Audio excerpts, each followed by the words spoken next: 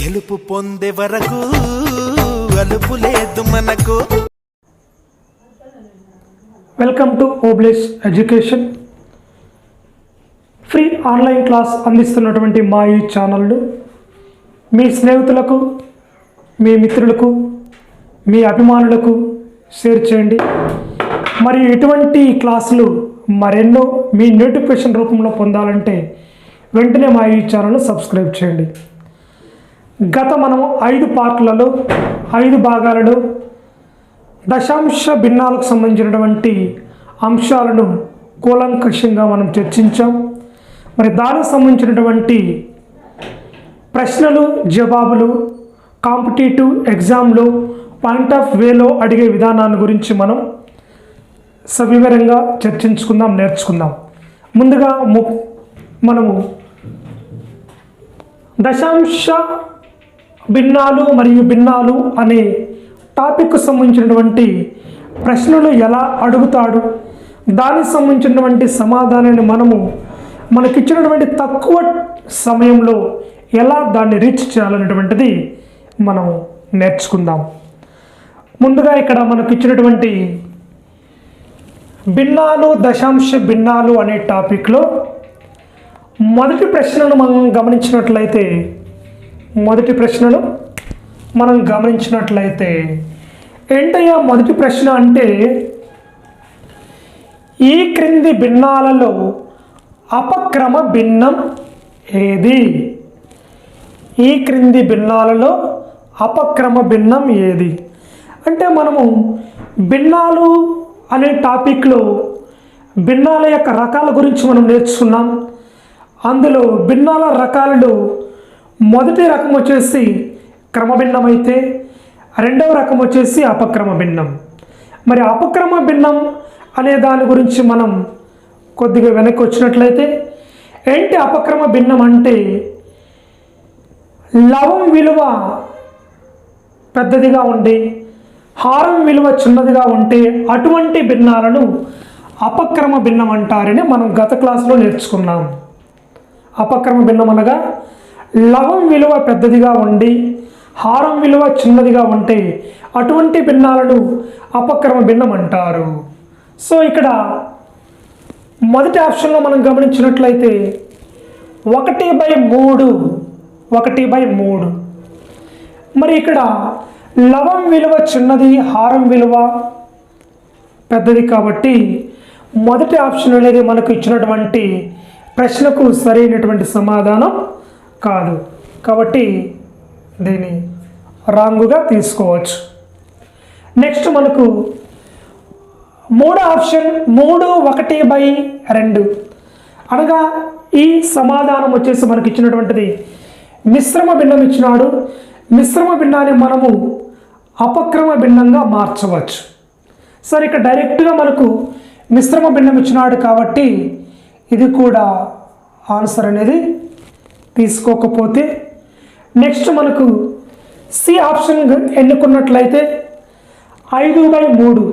ఈ 5/3లో లవం విలువ పెద్దదిగా ఉంది, హారం విలువ చిన్నదిగా ఉంది. సో కాబట్టి ఇది ఇచ్చినటువంటి ప్రశ్నకు సరైనటువంటి లేదా సూటబుల్ అయినటువంటి సమాధానం వచ్చేసి ఆప్షన్ సి అనేది అవుతుంది. ఇది మనకు ఇచ్చినటువంటి ప్రశ్నకు సూటబుల్గా లేదా సరైనటువంటి సమాధానం.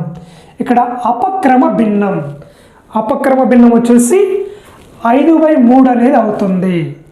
మరి ఇక్కడ 4వది గమనించినట్లయితే లవం విలువ చిన్నది, హారం విలువ పెద్దది కాబట్టి ఇది వచ్చేసి అపక్రమ భిన్నం కాదు. ఓకేనా? కాబట్టి మనకి ఇచ్చినటువంటి 4 ఆప్షన్లలో సరైనటువంటిది లేదా సూటబుల్ అయినటువంటి సమాధానం ఆప్షన్ సి అనేది అవుతుంది. కాబట్టి మనకి ఇక్కడ సమాధానంలో సి అనేదాన్ని సమాధానంగా ఎంచుకోవచ్చు. నెక్స్ట్ తర్వాత మనము రెండవ ప్రశ్నను గమనించినట్లయితే 3/5కు సమానమైన భిన్నము. 3/5కు సమానమైన భిన్నం. మరి సమానమైన భిన్నము అనగా ఏంటి అంటే, ఇచ్చినటువంటి ఏదైనా ఒక భిన్నానికి సమానమైన భిన్నం రావాలంటే మరి లవకమ హారాలను ఒకే సంఖ్య చేత గుణకారం చేయడం అనేది జరగాలి. లేకపోతే మనకి ఇక్కడ ఇచ్చినటువంటి 4 ఆప్షన్లలో ఏ ఆప్షన్ మనం గమనించినట్లయితే 2/3 అనే భిన్నాన్ని గమనించినట్లయితే దీనికి సరి సమానమైన లేదా కొట్టివేత పోయేటువంటి ఆన్సర్ లేదు. కాబట్టి 2/3కు సమానమైనటువంటిది 2/3. కాబట్టి ఇచ్చినటువంటి ఆప్షన్ ఇది కాదు. నెక్స్ట్ బి ఆప్షన్ మనం గమనించినట్లయితే మరి 6/9 అనేటువంటి దాన్ని మనము సూక్ష్మీకరించగా చిన్న పదాలలో కనిష్ట పదాలలో తెలపగా దాని యొక్క విలువ 3/5కు సమానమని వస్తే అదే 3/5కు 6/9 అనేది సమానమైన భిన్నం అవుతుంది. మరి 6/9 ఒకసారి గమనించినట్లయితే మరి లవకమ హారాలు ఒకే ఎక్కంతో క్యాన్సిల్ పోవాలి లేదా కొట్టివేత పోవాలి. 3 2 6 3 2 6 3 3 9 3 2 6 3 3 9. కాబట్టి 6/9కి సమానమైనటువంటి 3 2 6 3 3 9. సో 6/9కి సమానమైనటువంటి విలువ ఏమొస్తుందంటే మనకు 2/3. కాబట్టి 2/3 అనేటువంటిది ఇక్కడ 3/5కు సమానం కాలేదు. కాబట్టి ఇక్కడ 6/9 అనేటువంటిది 3/5కు సమానమైనటువంటి భిన్నం అనేది కాదు. సో మనం గమనించినట్లయితే సి ఆప్షన్ గమనించినట్లయితే ఇక్కడ మనకు 3/5కు సమానమైన భిన్నం ఇక్కడ రివర్స్ ఇచ్చినాడు. కాబట్టి అక్కడ 3/5 అంటే ఇక్కడ 5/3 ఇచ్చినాడు. సో ఇది కూడా కాదు. మరి 4వ ఆప్షన్ను మనం గమనించినట్లయితే ఇక్కడ 3/5కు సమానమైన భిన్నము 5/8 అనేది కూడా కాదు. కాబట్టి ఇక్కడ మనకు ఇచ్చినటువంటి 4 ఆప్షన్లలో ఏ విధమైనటువంటి సమాధానం అనేది ఇక్కడ మనకు దొరకలేదు. అనగా ఇక్కడ పాయింట్ ఆఫ్ ఎగ్జామినేషన్లో ఇలా ఏదైనా ఒక ప్రశ్నకు సమాధానం ఏది లేకపోతే దానికి మనకు ఒక మార్క్ యాడింగ్ చేసేదానికి ఆస్కారం ఉంది. సో ఇక్కడ మనకు 3/5కు సమానమైన భిన్నం ఏమొస్తుందంటే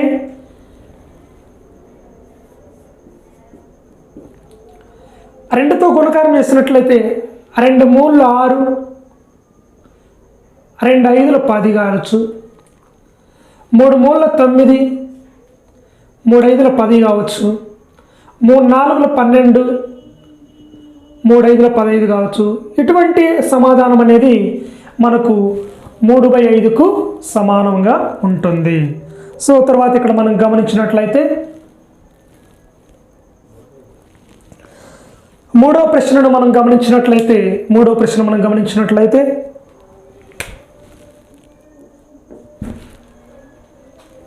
1/3 of 24 1/3 of 24 that is equal to dash.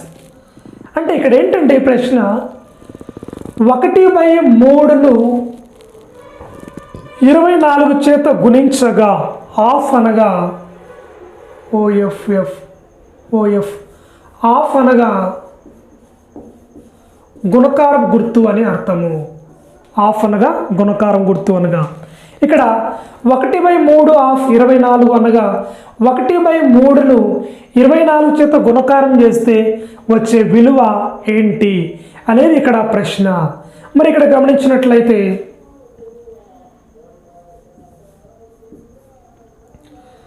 1/3 into 24 that is equal ఇక్కడ 24/3. సో ఇక్కడ 3తో కొట్టివేత చేసినట్లయితే 3 1 3 3 8 24 that is equal 8/1 that is equal to 8. So ఇక్కడ మనకు 1/3 ఆఫ్ 24 యొక్క సమాధానం మనకు ఏమొచ్చిందంటే 8 వచ్చింది. మరి మనకి ఇచ్చినటువంటి ఆప్షన్లో 8 అనేది బిలో ఉంది కాబట్టి బి అనేది కరెక్ట్ అయినటువంటి సమాధానం.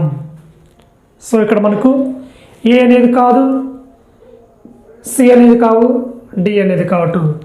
కాబట్టి 1/3 ఆఫ్ 24 సూటబుల్ అయినటువంటి సమాధానం వచ్చేసి ఆప్షన్ బి కాబట్టి ఇక్కడ బి అనేది ఎన్నుకోవడం జరుగుతుంది. తర్వాత మనము 4వ ప్రశ్నను గమనించినట్లయితే ఒక దీర్ఘ చతురస్రాకార అట్ట ముక్క పొడవు 5/2/3 మీటర్లు మరియు వెడల్పు 3/1 మీటర్లు అయినా దాని చుట్టుకొలత ఎంత?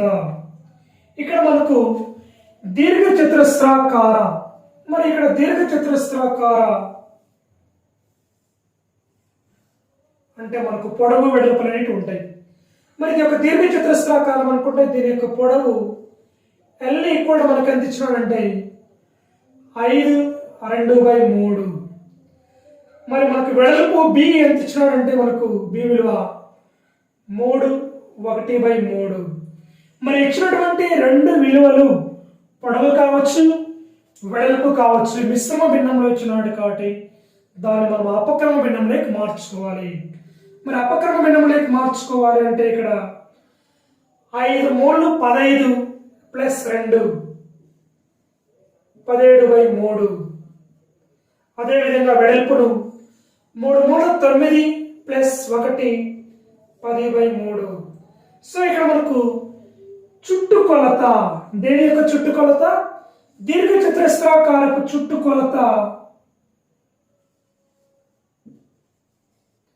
that is called 2 of L plus B. 2 of L plus B that is equal to 2 కేమట్టు L విలువ 17/3 ప్లస్ B విలువ 10/3 దట్ ఈస్ ఈక్వల్ టు 2 మరి ఇక్కడ 17/3 ప్లస్ 10/3 అనే రెండు భిన్నాలు కూడా సజాతి భిన్నాలు కాబట్టి మరి లవాల కూడిక చేసి హారం విలువ 1 తీసుకోవడం జరుగుతుంది. 17 ప్లస్ 10 27/3.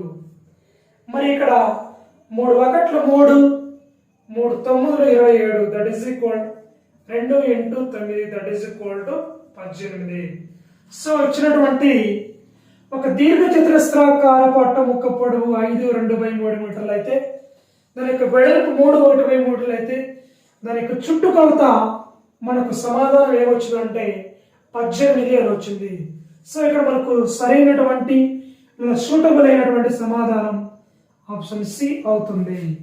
ఆప్షన్ డి కాదు, ఆప్షన్ బి కాదు, ఆప్షన్ ఏ అనేది కాదు.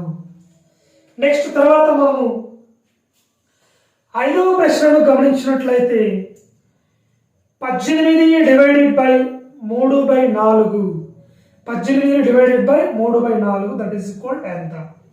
అంటే ఇక్కడ 18 అనే సంఖ్యను 3/4 చేత భాగించగా దాని విలువ ఏంటి అనేది ఇక్కడ మనకు ప్రశ్న. మరి ఇక్కడ గమనించినట్లయితే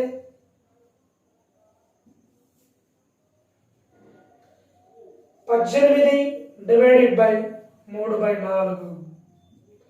మరి ఇక్కడ మనం గమనించినట్లయితే భిన్నాల భాగహారంలో గమనించినట్లయితే డివిజన్ గుర్తు తర్వాత వచ్చేటువంటి భిన్నం యొక్క విక్రమం చేత మనం మొదటి సంఖ్యను గుణకారం చేయడం అనేది జరుగుతుంది. 18 × 4/3 దట్ ఈస్ ఈక్వల్ ఇక్కడ 3 1 3 3 6 18. మరి ఇక్కడ ఏమొస్తుందంటే 6 × 4 that is equal to 24. So ఇక్కడ మనకు 18 డివైడెడ్ బై 3/4 యొక్క విలువ ఎంత వచ్చిందంటే మనకు 24 వచ్చింది. మరి 24 ఎక్కడ ఉందంటే మనకి ఇక్కడ ఆప్షన్లో మరి ఆప్షన్ ఏ 24 సారీ ఇక్కడ 24/7 వచ్చింది. ఆప్షన్ బి 7/24 వచ్చింది. ఆప్షన్ సి 22/4 వచ్చింది. ఆప్షన్ డి 27/4 వచ్చింది. సో మనకి ఇక్కడ దగ్గరగా ఉన్నటువంటి కరెక్ట్ సరైన సమాధానము ఇక్కడ 24 వచ్చింది. కాబట్టి ఇక్కడ ప్రింట్అవుట్ అనేది ఆన్సర్ అనేది కొద్దిగా మిస్టేక్ రావచ్చు. కాబట్టి కరెక్ట్ అయినటువంటి ఆన్సర్ వచ్చేసి మనకి ఇక్కడ 24 అవుతుంది. సో ఇది మనకు ఇచ్చినటువంటి 5వ ప్రశ్నకు సరైనటువంటి లేదా సూటబుల్ అయినటువంటి సమాధానం 24. సో తర్వాత అంశాన్ని ప్రశ్న 6 గమనించినట్లయితే ప్రశ్న 6ను గమనించినట్లయితే 734.037 లో 3 యొక్క స్థాన విలువ 3 యొక్క స్థానం అంటే ఇక్కడ మొదటిది దశాంశ స్థానం, రెండవది శతాంశ స్థానం, మూడవది సహస్రాంశ స్థానం అంటారు. సో ఇక్కడ 3 అనేది 2వ ప్లేస్ లో ఉంది కాబట్టి దశాంశ భాగంలో 3 యొక్క స్థాన విలువ వచ్చేసి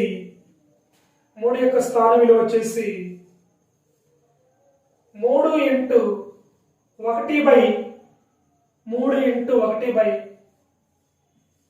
100 స్థానంలో ఉంది కాబట్టి 3/100 అనేది దానికి సరైనటువంటి సమాధానం అవుతుంది. సో ఇక్కడ మనకు 794.037 లో 3 యొక్క స్థాన విలువ వచ్చేసి మనకు 3/10 అనేది 100 అనేది అవుతుంది. సో ఇక్కడ మనకు కరెక్ట్ ఆన్సర్ అయినటువంటి ఆప్షన్ బి.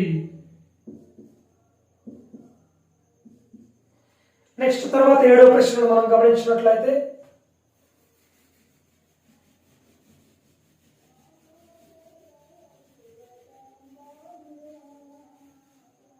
ఇక్కడ 7వ ప్రశ్న గమనించినట్లయితే 50 పైసలను రూపాయలలోకి మార్చగా దాని విలువ. ఇక్కడ ఇచ్చినటువంటిది 50 పైసలను రూపాయలలోకి మార్చగా మామూలుగా మనకు తెలిసిన విధంగా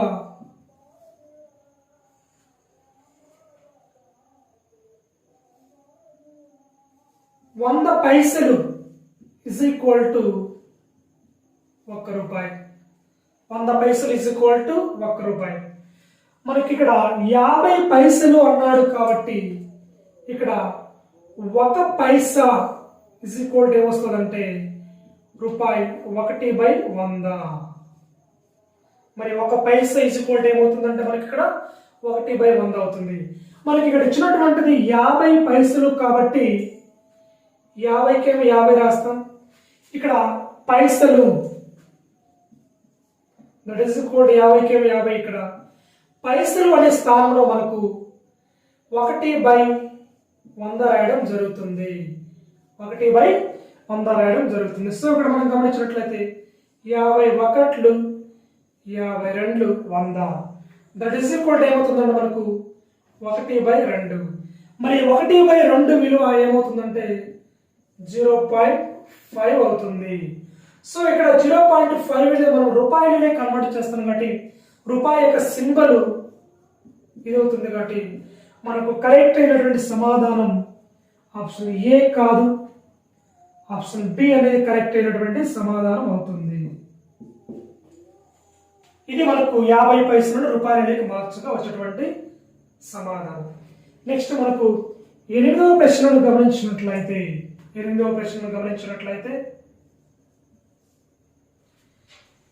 10.05 ఇంటూ 1.05.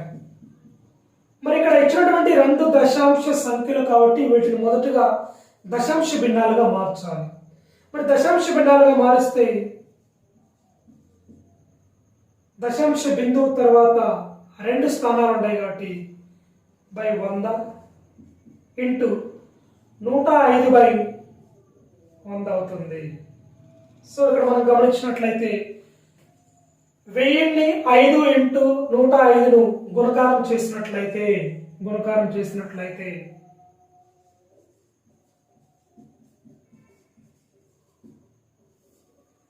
5తో 5 5లు 25, 5 0 0 2, నెక్స్ట్ 5 0 0, నెక్స్ట్ 5 1 5, నెక్స్ట్ తర్వాత 0 ఉంది కాబట్టి 0కేమో 0, 0 5 0 0 0 0 0 0 0 0 1 0.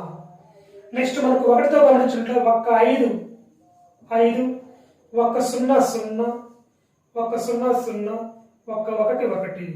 సో ఇక్కడ మనం గమనించినట్లయితే 5, తర్వాత 10ల స్థానంలో 2, 100ల స్థానంలో 5, 1000ల స్థానంలో 5, తర్వాత 0, తర్వాత 1. సో ఇక్కడ మనం గమనించగా ఇచ్చినటువంటి దశాంశ సంఖ్యను గుణకారం చేయగా వచ్చేటువంటి ఆన్సర్. ఓకే, ఇక్కడ మనం గమనించినట్లయితే టోటల్గా మనకు ఎంత వచ్చిందంటే బై 2 3 4, దట్ ఈస్ ఈక్వల్ ఇక్కడ 1000ని 5 ఇంటూ 105 యొక్క విలువ ఏమొచ్చిందంటే